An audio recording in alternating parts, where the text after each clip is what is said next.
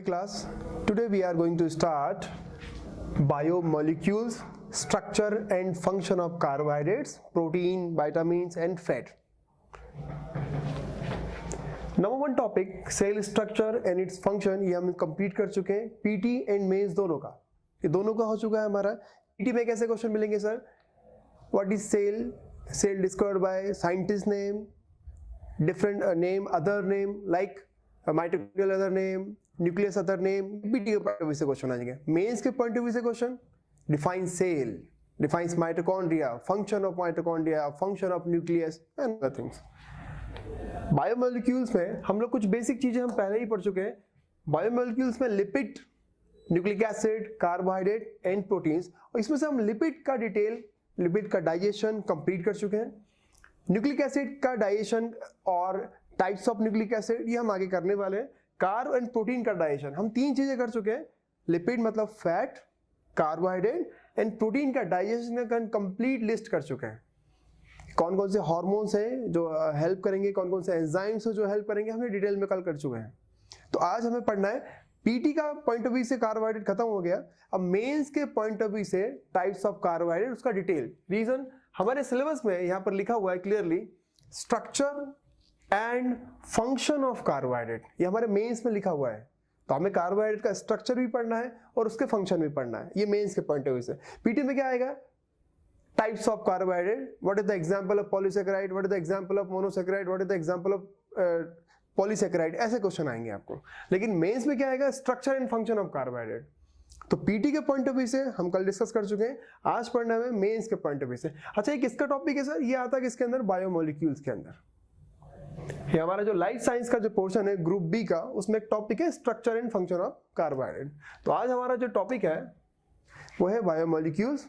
ये specially mains के लिए काम आएगा आपका। पीटी में क्या आएगा? जैसे एग्जांपल ये रहा कार्बोहाइड्रेट, कार्बोहाइड्रेट का फर्स्ट एग्जांपल क्या है? पॉलीसैकेराइड। तो पीटी में क्या पूछ लेगा? What is the example of polysaccharide, बस। मेंस में क्या पूछेगा? What is polysaccharide and function of polysaccharide. क्यों बोल रहा हूं मैं ऐसा? क्योंकि यहां पर क्लियरली लिखा है structure and function of carbohydrate. Okay, तो ठीक है, स्टार्ट करते हैं हम लोग क्या बायोमोलिक्यूल्स टॉपिक। ये स्पेशली मेंस का टॉपिक है।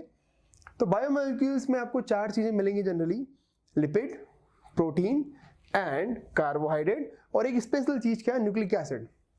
अगर न्यूक्लिक एसिड में यहाँ पे डिटेल में समझाने जाऊँ आपको, तो न्यूक्लिक एसिड में डीएनए और आरएनए आएगा, मतलब हम यहाँ पे जेनेटिक्स में चले जाएंगे।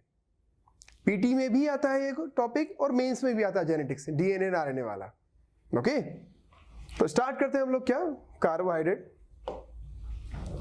उससे पहले ब्रीफली मैं आपको एक बार बता दूं कार्बोहाइड्रेट का डाइजेशन की अगर बात करें, तो कार्बोहाइड्रेट का डाइजेशन अगर आपको याद हो तो कल मैंने आपको पढ़ाया था कि कार्बोहाइड्रेट का डाइजेशन स्टार्ट होता है माउथ से। कार्बोहाइड्रेट का डाइजेशन कहां से स्टार्ट होता है? माउथ से।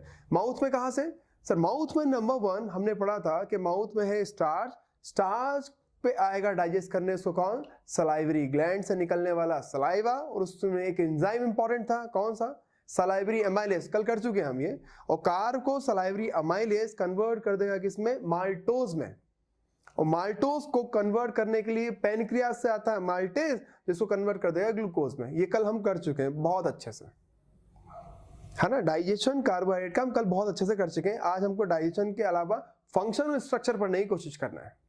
ओके, एक और बेसिक चीज थी, जैसे बच्चे पूछते हैं कि सर जो लोग टाइम से खाना नहीं खाते तो उनको सबसे ज्यादा क्या प्रॉब्लम जाती है? तो देखो सर, कल हम पढ़े थे, याद हो, अगर HCl कौन रिलीज कर रहा था? स्टमक अगर HCl रिलीज कर रहा है तो HCl रिलीज करने का स्टमक का एक टाइम है। ये हर एक पर्सन में अलग अलग हो सकता है। कैसे हो सकता है सर? ये डिपेंड करेगा कि वो पर्सन, जैसे सपोज मैं अगर सुबह 11 बजे खाना खाता हूं तो HCl रिलीज 11 बजे ही हो जाएगा।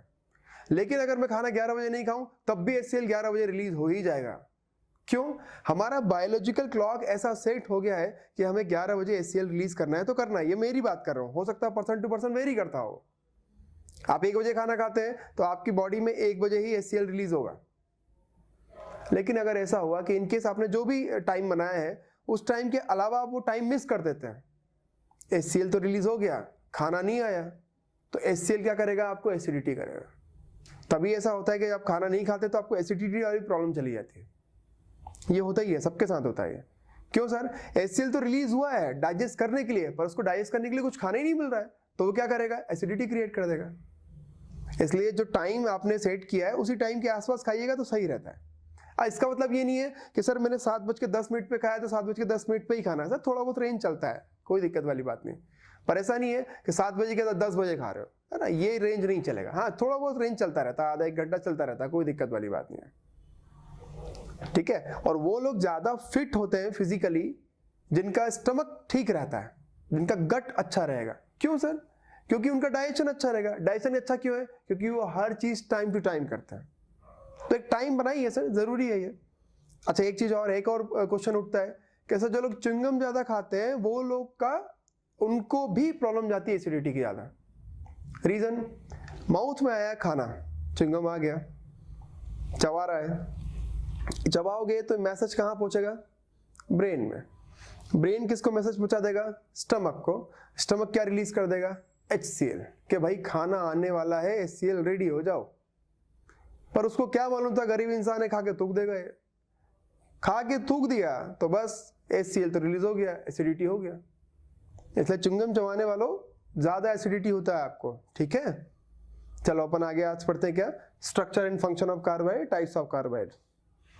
तो कार्बोहाइड्रेट में सबसे पहले क्या क्या इंपॉर्टेंट पॉइंट आपको डिस्कस करने हैं। पहला पॉइंट, सबसे पहला मेंस में अगर क्वेश्चन आ गया तो कैसे लिखेंगे? सबसे पहले लिखेंगे कार्बोहाइड्रेट है क्या। तो कार्बोहाइड्रेट क्या है? The most abundant organic molecules in nature, इसी को क्या बोलेंगे हम लोग? कार्बोहाइड्रेट। सबसे पहला most abundant organic molecules in nature, ये सबसे पहला पॉइंट ये लिखेंगे। दूसरा, कार्बोहाइड्रेट मिलके किससे किसके बना है? ये बना है कार्बन, हाइड्रोजन और ऑक्सीजन से मिलके बना है। कार्बन, हाइड्रोजन और ऑक्सीजन से मिलके क्या बना है आपका? कार्बोहाइड्रेट। तीसरा पॉइंट क्या लिखेगा कि कार्बन, हाइड्रोजन और ऑक्सीजन का जो रेशियो है वो क्या है? तो C6H12O6 सबको पता है, ये किसका फॉर्मूला है? ग्लूकोज का। तो कार्बन, हाइड्रोजन और ऑक्सीजन का जो रेशियो है ह्यूमन में वो 1:1 है। वो क्या है? 1:1। ये क्वेश्चन आपके पीटी में भी आ जाएगा कि कार्बोहाइड्रेट में जो कार्बन, हाइड्रोजन, ऑक्सीजन है वो किस रेशो में मिलेगा? तो 1:1 में मिलेगा। तो पहला पॉइंट क्या लिखेंगे? ये क्या है? Most abundant organic molecule in nature. Second, ये किससे मिलके बना है? तो CHO, कार्बन, हाइड्रोजन और ऑक्सीजन से मिलके बना है। ये बेसिक स्ट्रक्चर हो गया, इसके बारे में जान गया, ठीक है। हाँ, ये नहीं पढ़ना कि जो फ्रेंच जो एक टर्म है हाइड्रेट डिकार्बन, इससे मिलके बना, ना छोड़ो, ये नहीं, इससे मिलके डिराइव हुआ, ये सब नहीं। सिर्फ basic, what is carbohydrate? Carbohydrate क्या है? Most abundant organic molecule in nature. Number 2 कैसे बना है? ये CHO से मिलकर बना है, खत्म। ये बेसिक स्ट्रक्चर हो गया, बेसिक हमने डेफिनेशन दे दिया कार्ब का। नेक्स्ट पॉइंट हमको अगर लिखना है तो इसमें जो हमारे मेंस में लिखा है क्या? फंक्शन ऑफ कार्बोहाइड्रेट, तो वो हम पढ़ना है, फंक्शन ऑफ कार्बोहाइड्रेट। तो जो नेक्स्ट वाला पार्ट आएगा वो क्या आएगा? Function of carbohydrate. तो अगर आप 1 ग्राम कार्बोहाइड्रेट खाओगे तो कितना कैलोरी मिलेगा आपको? 4 कैलोरी। 1 ग्राम कार्ब खाओगे तो कितना चाहिए आपको? सर मिनिमम आपको सरवाइव करने के लिए इतना तो चाहिए ही चाहिए,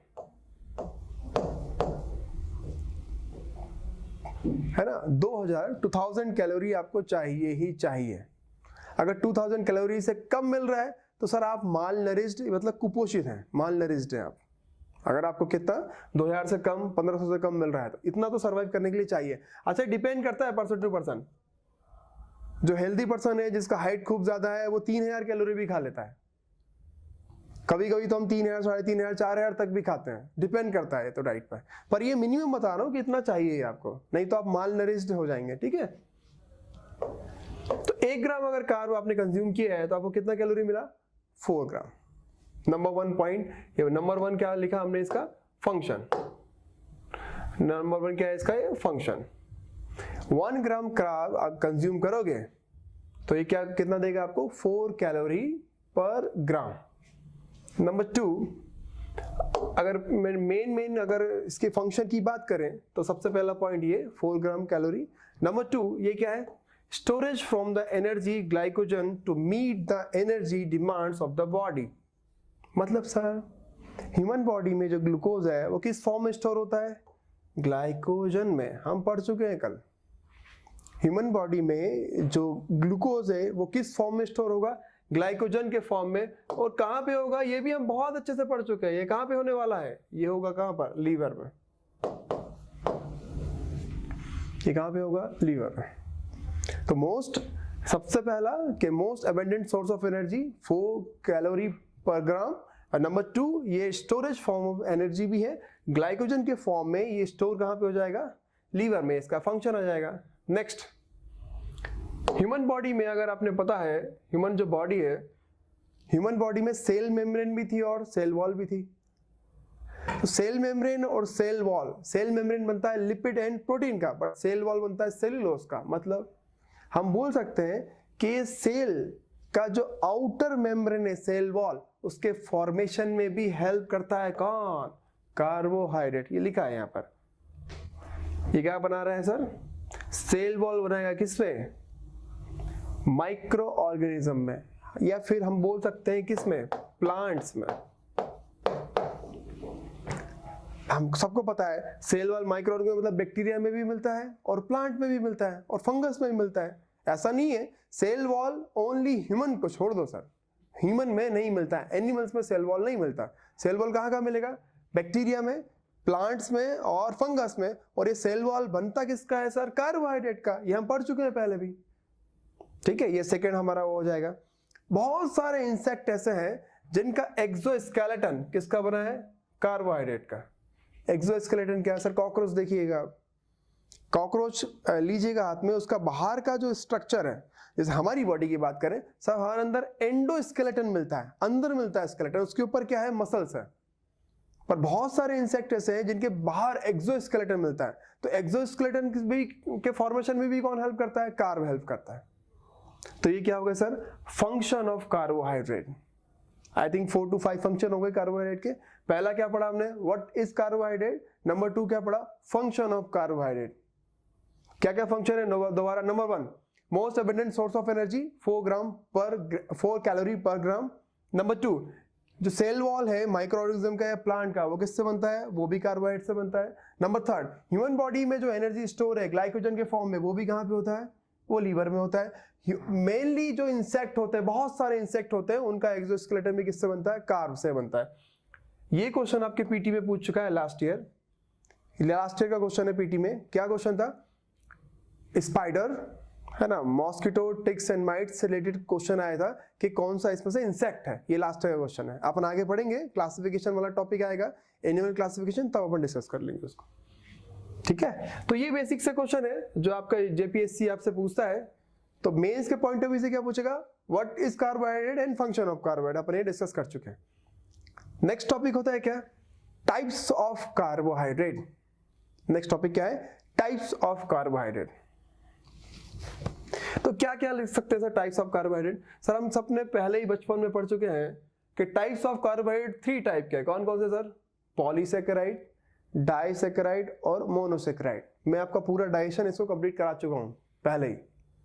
तो कार्बोहाइड्रेट के 3 टाइप्स हैं, poly, di and monosaccharide. Polysaccharide, disaccharide and monosaccharide. अब देखते हैं सर पॉली और डाई और मोनो मतलब क्या होता है। अब पॉलीसैकेराइड मतलब क्या सर? एग्जाम्पल सर बेसिक सा है। पॉलीथीन सबने सुना है, ethene ethene ethene ethene ethene ethene ethene क्या बन गया? पॉलीथीन। वैसे ही saccharide saccharide saccharide saccharide saccharide, बहुत सारे सेकेराइड मिलकर क्या बन गए? पॉलीसैकेराइड। सेकेराइड मतलब कार्बोहाइड्रेट। तो छोटा एक कार्बोहाइड्रेट, उसको क्या बोला सिंगल को? मोनोसैकेराइड। अगर 2 सेकेराइड जुड़ गए तो क्या बोलेंगे उसको? डाइसैकेराइड। और बहुत सारे होंगे तो उसका क्या टर्म यूज करते हैं? पॉलीसैकेराइड। तो सैकेराइड मींस कार्बोहाइड्रेट, ठीक है, पॉली मींस मेनी या बहुत सारे। तो ये जो कार्बोहाइड्रेट है 3 टाइप के, पॉलीसैकेराइड, डाइसैकेराइड और मोनोसैकेराइड। पीटी के पॉइंट ऑफ व्यू से क्या? What is the example of polysaccharide, what is the example of disaccharide, what is the example of monosaccharide, बस। लेकिन मेंस में कुछ अलग चीजें आती हैं। तो नंबर 1 पॉलीसैकेराइड। नंबर 1 क्या है? पॉलीसैकेराइड। सबसे पहले अगर इसका हम फंक्शन की बात करें, पहले बेसिक स्ट्रक्चर की बात करें तो क्या है? Also called glycans. इसको क्या बोलते हैं? ग्लाइकन्स बोलते हैं। अदर नेम पॉलीसैकेराइड का क्या है? ग्लाइकन्स। ये बनता किससे है? Made up of repeating units of monosaccharide held by glycosidic. ये बॉन्ड हमको नहीं पढ़ना है, ग्लाइकोसिडिक बॉन्ड हमको नहीं पढ़ना, सिर्फ इतना पढ़ लो। किससे मिलके बना है? Made up of repeating unit of monosaccharide. अरे ये वैसे ही है सर, जैसे एग्जाम्पल फिर से, ethene ethene ethene ethene polythene, same ऐसा है। Monosaccharide monosaccharide monosaccharide monosaccharide monosaccharide, तो क्या बन गया? पॉलीसेकेराइड। तो मतलब मोनोसेकेराइड आपस में जुड़ गए बहुत सारे, तो क्या किस में कन्वर्ट हो जाएगा? पॉली में कन्वर्ट हो जाएगा। तो पॉलीसेकेराइड का सबसे पहला बेसिक अगर बात करें तो क्या लिखेंगे? ये क्या है? ग्लाइकन्स। दूसरा, ये किससे बना है? Made up of repeating units of monosaccharide. ठीक है, ये क्या है? Repeating unit of monosaccharide. Number third, unlike sugars they are not sweet. very very very important point.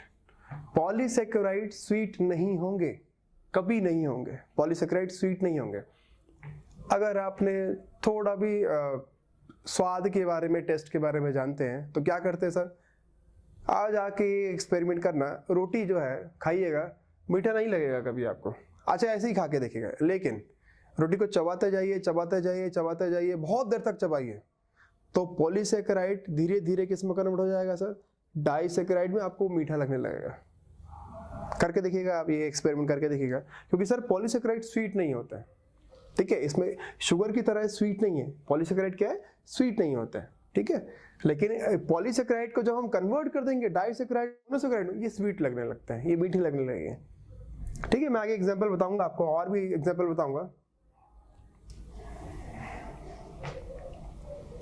They are ideal as storage, मतलब हमारी बॉडी में, याद करो, कार्बोहाइड्रेट का जो स्टोरेज होता है वो किस फॉर्म में होता है सर? ग्लाइकोजन के फॉर्म में होता है। और ग्लाइकोजन क्या है सर? पॉलीसेकेराइड है। तो ये बहुत ही आइडियल होते हैं किसके लिए? स्टोरेज के लिए।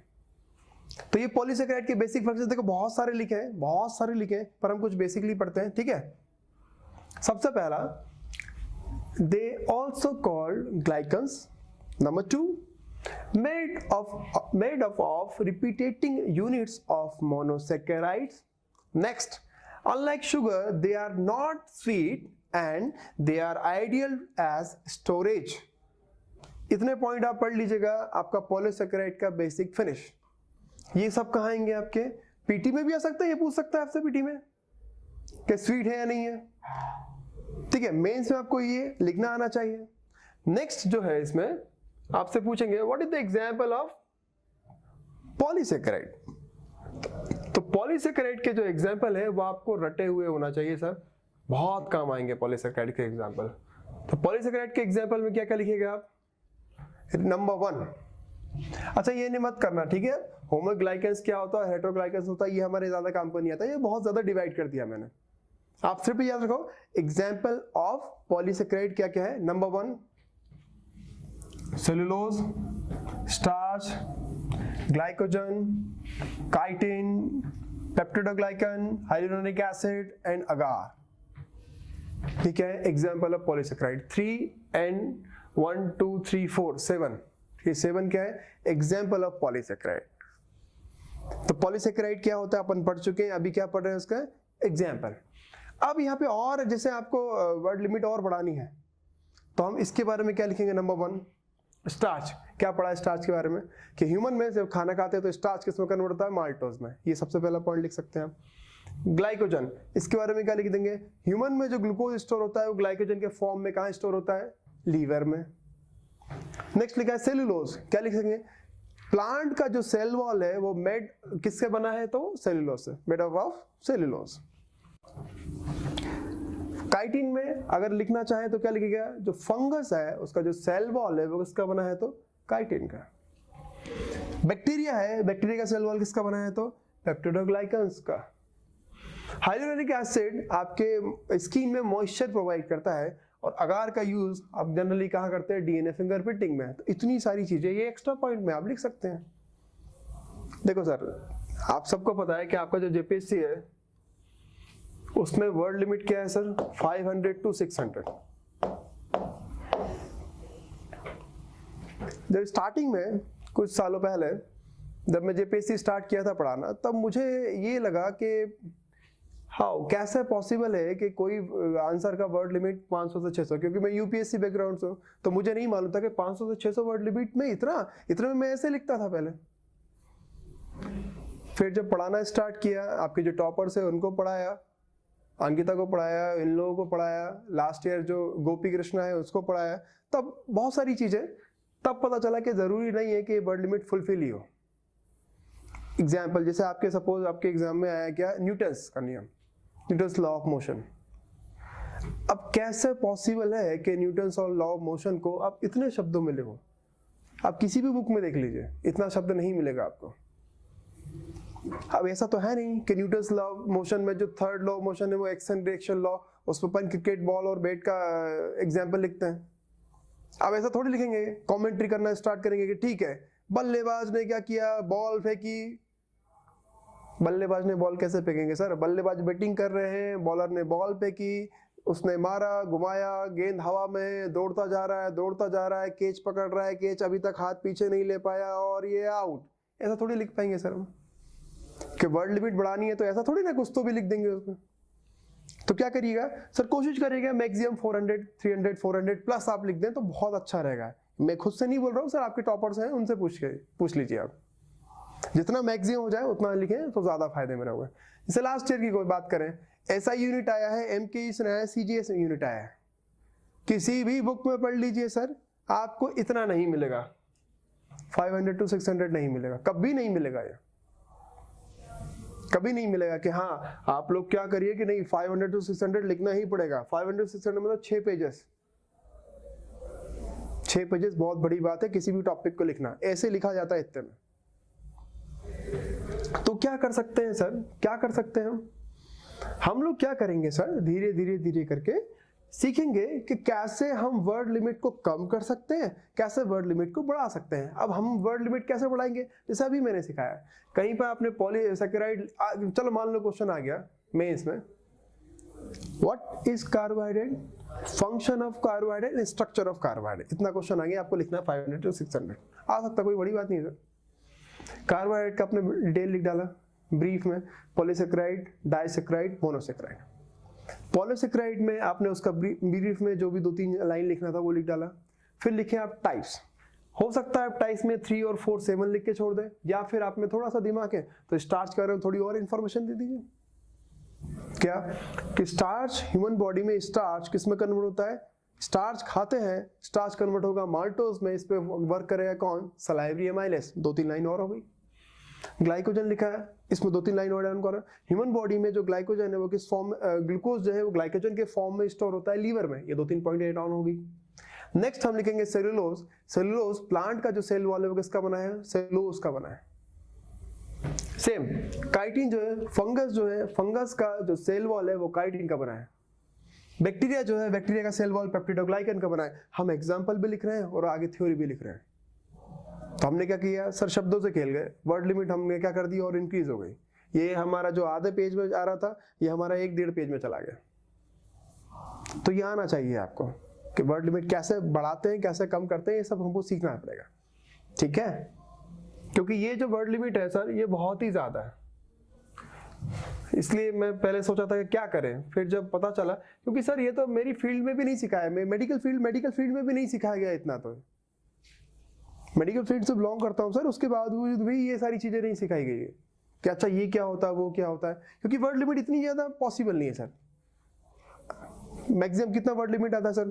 200, 150, 300 ऐसे वर्ड लिमिट मिलते हैं क्वेश्चन के लिए। आप किसी भी स्टेट पीसीएस का देख लीजिए, चाहे आप बीपीएससी का देख लीजिए, चाहे यूपीपीसीएस का देख लीजिए, सब आपको ऐसे ही मिलेगा। पर ठीक है सर, हम लड़ तो सकते नहीं जेपीएससी से, राइट? तो हम क्या करते हैं, उस हिसाब से तैयारी कर लेते हैं, ठीक है? तो हम लोग अभी कार्बोहाइड्रेट जो कर रहे हैं, तो क्वेश्चन क्या पूछेगा पीटी में पूछेगा what is the example of polysaccharide, but mains में what is polysaccharide, function of polysaccharide and structure of polysaccharide. Clear? तो ये हम पॉलीसेकेराइड का ब्रीफ में पहले हम क्या लिखेंगे, what is polysaccharide with example, फिर उसका डिटेल लिखना स्टार्ट करेंगे ताकि हमारा जो वर्ड लिमिट है वो थोड़ा और बढ़ जाए। ठीक है सर, ये इंपॉर्टेंट टॉपिक है, रीजन ये अभी तक पूछा नहीं गया है, देखते हैं, हो सकता है अगली बार ये देखने को मिल जाए। तो क्या क्या समझ में आया? सबसे पहले पॉलीसेकेराइड आप पढ़ने बैठोगे, number 1 also called as glycans, number 1 point. Number 2, made up of repeating units of monosaccharides. Next क्या लिखेंगे, unlike sugar they are not sweet, and last वाला they are ideal for storage, example glycogen. Next क्या लिखेंगे, types of polysaccharide, starch, glycogen, cellulose, peptidoglycan, chitin, hyaluronic acid and agar. Next क्या है sir, structure of cellulose, ये रहा structure of cellulose. Sir ये structure of cellulose कैसे समझिएगा, आपके सिलेबस में तो लिखा है स्ट्रक्चर ऑफ सेल्यूलोज, तो ऐसे कुछ तो भी बना देना है क्या? नहीं सर, ऐसे कुछ तो भी नहीं बनाना। लास्ट ईयर जो गोपी था उसको भी यही डाउट था कि सर स्ट्रक्चर ऑफ सेल्यूलोज कैसे लिखूंगा मैं, वो लास्ट ईयर 140 138 समथिंग कुछ रैंक है उसका, तो उसको एक तो वो इंग्लिश मीडियम से था, उसने हिंदी में दिया, बट ठीक है अपनी अपनी चॉइस है, उसको लगता था कि हिंदी में ज़्यादा अच्छा परफॉर्म कर पाता है तो हिंदी में दिया उसने, इंग्लिश मीडियम से था पर हिंदी में दिया उसने। ओके, तो उसको ये बोल रहा था कि सर मैं स्ट्रक्चर ऑफ सेल्यूलोज कैसे करूं, मैं क्लियरली बोला बेटा क्योंकि जेपीएससी क्या चाहता है आपसे कि भाई डिटेल में पता होना चाहिए आपको उसका सारी चीज़ें। तो एक काम करिए, सबसे पहले तो वहाँ तक आप नौबती मत आने दीजिए।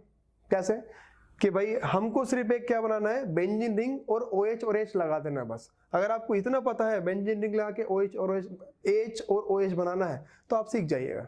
ये वाला डायग्राम बहुत डिफिकल्ट होता है, ये वाला आसान होता है। तो ये कौन सा रिंग है सर, एक बेंजीन रिंग में OH और OH एंड H वाले जो है वो आप लगा दीजिए। ये क्या बन गया, आपका स्ट्रक्चर बन गया सेलुलोज का। और देखना चाहिएगा सेलुलोज का ये स्ट्रक्चर है सर, ये वाला स्ट्रक्चर आपको क्या करना पड़ेगा सर, प्लीज जब भी ऐसे स्ट्रक्चर वाली चीज आए तो उसको क्या करना पड़ता है सर हमको, RH and GH। RH means what sir, इसको रटना है या घोटना है, कुछ नहीं का ऑप्शन है इसका। आप सोचिएगा कि नहीं सर हमें OH बॉन्ड बता दीजिए सर, उसके लिए ये O, इसके बाद इसमें कोवलेंट बॉन्ड एंड ऑल। तो सर ये केमिस्ट्री